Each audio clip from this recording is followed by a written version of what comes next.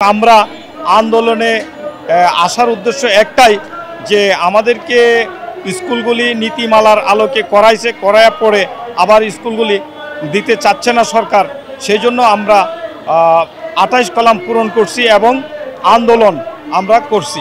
করার পরে এই বিগত ইন্টিরিয়াল গভর্নমেন্ট আমাদেরকে 2024 সালের প্রথম আন্দোলন 14ই আগস্ট রমনা পার্ক বটমূলে আমরা যে আন্দোলন করছিলাম সেদিন তিনি আমাদেরকে আশ্বাস দিয়েছিলেন যে আমি যদি 3 মাস থাকতে পারি তাহলে অবশ্যই তোমাদের স্কুলগুলি আমি সরকারি করে দিব, এমপিও না একটা ফুল জাতীয়করণ করে দিব।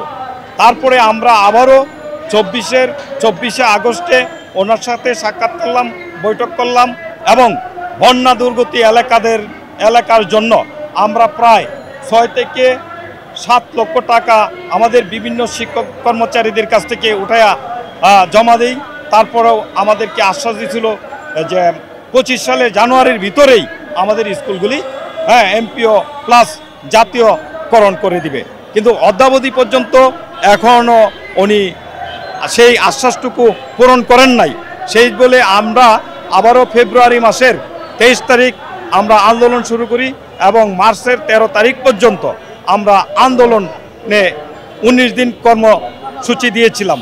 সেই 19 দিনের কর্মসূচি পালন করার পরে আমাদেরকে তারা একটা ভুয়া ধোঁকাবাজি দিছে। তারা বলল যে জাতীয় সংঘের মহাসচিব অ্যান্টোনিও গুতেরেস আসছে, সেই জন্য তো এখানে থাকা যাবে না।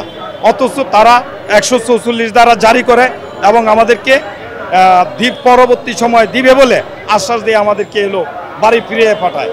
সেই দাবিগুলো না মানার পরেও আমরা বিভিন্ন পর্যায়ক্রমে বিভিন্ন জেলা উপজেলা থেকে আমরা মানববন্ধন স্মারকলিপি ইউনো এবং ডিসির মাধ্যমে প্রধান উপদেষ্টা সমাজ কল্যাণ উপদেষ্টাকে দেওয়ার পরে আবারও আমরা সেই বর্তমান 23তম আন্দোলন শুরু করি।